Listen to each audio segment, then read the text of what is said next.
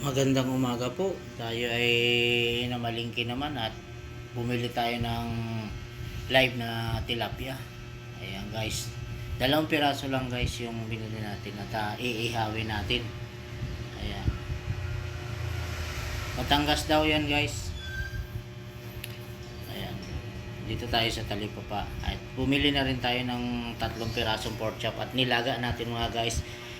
Ang nilagay natin sa nilaga ay okra at papaya.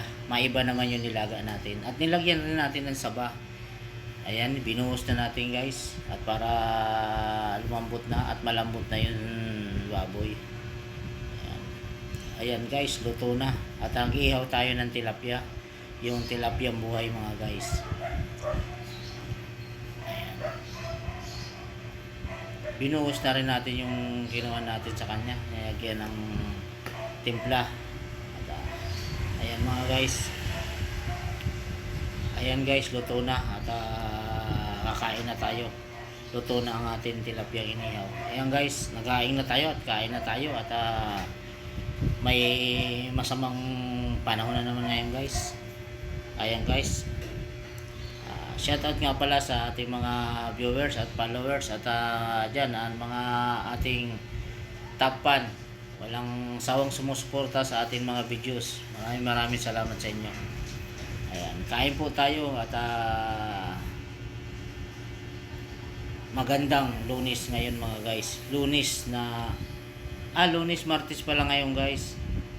Martes, dahil Lunes kahapon ay nagbiyahe tayo. Ngayon ay umuulan dito mga guys.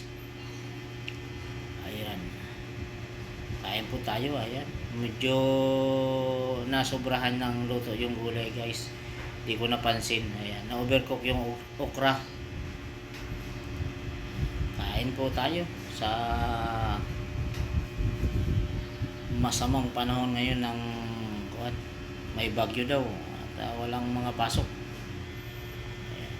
Ayan. Kain po, kain. Ayan, masarap na ulam na isabaw at inihaw na tilapia. Ayan mga guys.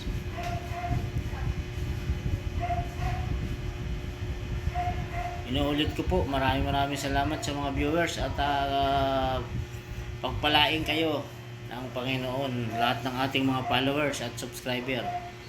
Sana ligtas kayo sa anumang kapahamakan at karamdaman mga guys. Yan ang aking laging dalangin sa mga viewers ko at mga followers at friends at ating tapan. Mga kumpare, maraming salamat. At nakasubaybay kayo sa ating pag-unlad at pumuunlad pa nga. Ayan mga guys.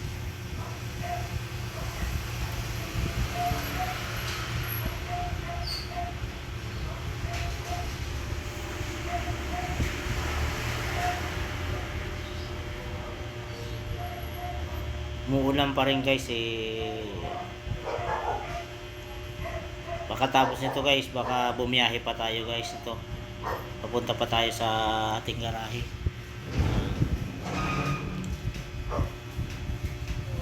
Thank you guys. Thank you for watching mga guys.